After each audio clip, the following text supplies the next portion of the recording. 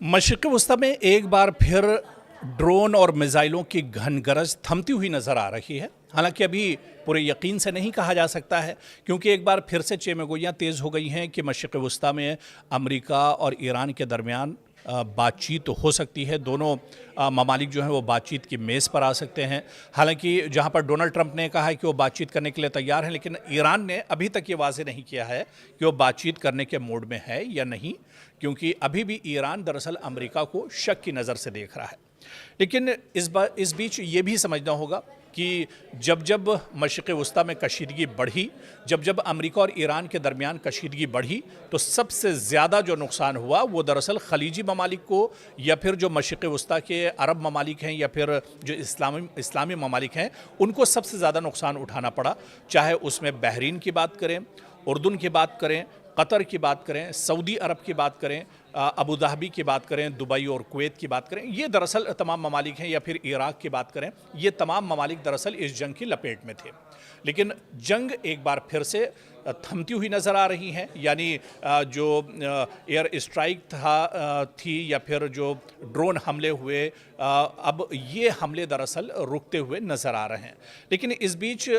जो खलीजी ममालिक हैं, इनमें नुकसान कितना हुआ, और अगर एक एक मुल्क का हम जायज़ा लें, और शुरुआत अगर हम कतर से करें कि कतर का नुकसान कितने बड़े पैमाने पर हुआ है। आप देखिए कि कई महीनों से जंग चल रही है। जब आपको याद होगा कि इज़राइल और अमेरिका ने मुश्तरका हमला सबसे पहले किया था, या और भी उससे पहले भी आप चले जाइए, जब ईरान पर इज़राइल ने अपने दम पर हमला किया था, उसके बाद मुश्तरका हमला इज़राइल और अमेरिका ने किया। फिर अमेरिका के साथ तीसरी बार एक तरह से ठन गई और अमेरिका और ईरान के दरमियान जंग चलती रही। तो मशरिक़ वस्ता पिछले कई महीनों से लगातार उथल पुथल का शिकार रहा है। तो ऐसे में कतर में कितना बड़ा नुकसान कतर को उठाना पड़ा है इस जंग में जो अमेरिका और ईरान के दरमियान हुई, इसका दरअसल हम सबसे पहले जायज़ा लेते हैं। क्योंकि ईरान और अमेरिका के दरमियान कशीदगी के दौरान कतर में मौजूद अमेरिकी अल उदैद एयरबेस पर ईरान के मिसाइल हमले ने पूरी दुनिया की तवज्जो अपनी जानिब मबजूल कर ली। लेकिन सबसे बड़ा सवाल यही कि आखिर इस हमले में कतर को कितना नुकसान हुआ, और क्या अमेरिका को वाकई बड़ा फौजी नुकसान उठाना पड़ा। क्योंकि कतर में ईरान ने कई हमले किए, ड्रोन के ज़रिए से, मिसाइल के ज़रिए से अमेरिकी एयरबेस को निशाना बनाया, अमेरिकी फ़ौजियों को निशाना बनाया, अमेरिका के कई जो अड्डे थे जहां पर अमेरिकी फ़ौजी रुके हुए थे उन्हें भी निशाना बनाया। तो दरअसल इसकी पूरी हकीकत को समझना होगा, क्योंकि आप अगर तारीख़ों में जाते हैं तो 23 जून 2025 को याद कीजिए, जब ईरान ने कतर में वाक़ अमेरिकी अल उदैद एयरबेस की जानिब मुतादिद बैलिस्टिक मिसाइल दागे थे। अल उदैद एयरबेस दरअसल मशरिक़ वस्ता में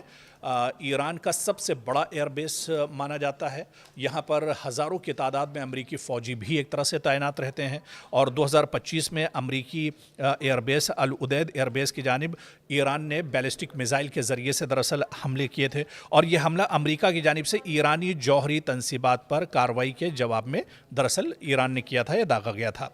फिर वहाँ पर आप देखिए कि कतरी हुकाम के मुताबिक ज़्यादातर मिसाइल जो डिफेंस सिस्टम था उनका, उसने एक तरह से रोक लिए थे, और रास्ते में ही एक तरह से ईरान के हमले को तबाह कर दिया गया था, ईरान के जो ड्रोन थे या मिसाइल थे। लेकिन आप देखिए कि अल उदैद जो एयरबेस था, इसे काफ़ी ज़्यादा नुकसान पहुंचा था, और यहाँ से अपना जो ऑपरेशन था वो अमेरिका को दरअसल रोकना पड़ा था। अमेरिका ने भी इब्तदाई तौर पर जो मौक़िफ़ अख्तियार किया था कि हमले में कोई अमेरिकी फ़ौजी हलाक या ज़ख्मी नहीं हुआ, क्योंकि हमले से पहले एहतियाती इक़दामात किए जा चुके थे। ताहम बाद में जो ख़बरें सेटेलाइट के ज़रिए आई थी, उन्होंने चौंका दिया था, क्योंकि जिस तरह से मगरबी मीडिया या फिर अमेरिका के अपने जो सोर्सेज हैं, दरअसल वो अमेरिका के नुकसानात को शुरुआती तौर पर छुपाने की कोशिश करते हैं। अमेरिका दरअसल दुनिया को ये नहीं जाहिर करना चाहता है कि उसका जंग में कितना नुकसान हुआ है, किस तरह से। लेकिन बाद में जो सेटेलाइट की तस्वीरें आई थी, आपको भी बहुत अच्छे से याद होगा, 25 तारीख की जो 23 जून माफ़ कीजिएगा 23 जून 2025 की, जहाँ ठीक एक साल पहले की जो जब हमला हुआ था अल उदैद एयरबेस पर, इसमें आपको याद होगा कि जब सेटेलाइट की तस्वीरें सामने आई थी तो उन्होंने बिल्कुल ये साफ इशारा दिया था कि अल उदैद एयरबेस के एक हिस्से और ख़ास तौर पर एक रडार डोम को नुकसान ईरान ने पहुंचाया था, ईरान के ड्रोन ने। अमरीकी फ़ज़ाइया से मुतालिक रिपोर्टों के मुताबिक एक मिसाइल दिफाई निज़ाम से बचकर इस मकाम तक पहुंचा था। बाद में फिर अमेरिका ने भी इसे मान लिया कि एक मिसाइल जो है वो दरअसल डिफेंस सिस्टम उसे नहीं रोक पाया था और वो एक तरह से आकर इसी एयरबेस पर गिरा था। बाद में अमेरिका ने इसे माना जब सैटेलाइट की तस्वीरें दरअसल निकलकर सामने आई थी और काफ़ी जो हसास इंफ्रास्ट्रक्चर जो तंसीबात अमेरिका का था उसे भी काफ़ी ज़्यादा नुकसान यहाँ पर ईरान ने पहुँचाया था। फिर जहाँ तक कतर की मजमूई तबाही का ताल्लुक है, सरकारी मालूमात के मुताबिक शहरी इलाकों में बड़े पैमाने पर तबाही नहीं हुई, न रिहायशी इलाकों में वसी नुकसान की तस्दीक हुई और ना ही तेल और गैस के तनसीबात को इन हमलों से नुमाया नुकसान पहुँचने की इत्तला है। लेकिन दूसरी जानिब अब ईरान का मौक़िफ़ भी आप सुन लीजिए, ईरान क्या कुछ बता रहा है, क्योंकि जो वर्जन है बातचीत का या इसके अलावा जो दावे किए गए, अमेरिका के दावे कुछ और थे, ईरान के दावे कुछ और थे। ईरान हालांकि अमेरिका पहले झूठ बोल रहा था, बाद में सैटेलाइट तस्वीरें आई तो अमेरिका ने भी ये माना कि उसका नुकसान हुआ है। लेकिन अब ईरान का वर्जन क्या है ये भी सुन लीजिए। ईरान का बयान जो है, क्योंकि ईरान ने दावा किया कि उसने अमेरिकी फौजी तनसीबात को मौसर निशाना बनाया और अमेरिकी दिफाई सलाहियत को नुकसान पहुंचाया, लेकिन अमेरिका और कतर ने इन दावों की तस्दीक नहीं की और दोनों ममालिक का कहना था कि हमले का असर महदूद रहा।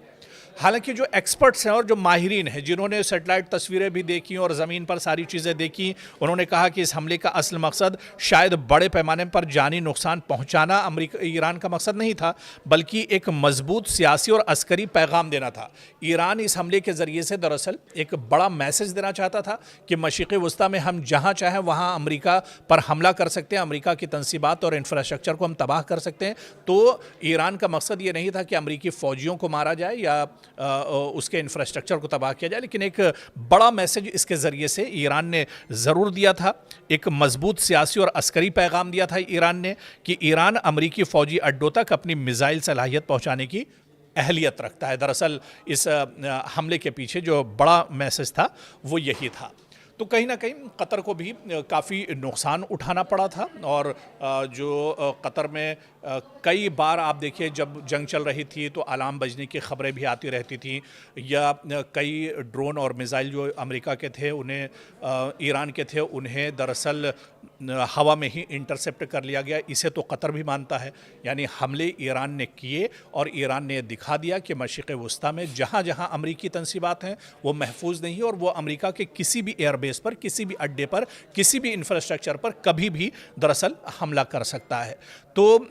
जो मशरिक़ वस्ता में अलग अलग ममालिक को नुकसान पहुंचा, अलग अलग रियासतों को नुकसान पहुंचा, अलग अलग शहरों को नुकसान पहुंचा, उनमें दरअसल कतर भी था। और कतर, क्योंकि कतर में अमेरिका का बहुत कुछ दांव पर लगा था, अल उदैद एयरबेस हो या फिर अमेरिकी एम्बेसी हो या अमेरिकी फ़ौजी हो, सभी एक तरह से ईरान के टारगेट पर थे, ईरान के निशाने पर थे और इसी वजह से ईरान ने जंग के बीच में कई बार कतर को निशाना बनाया था।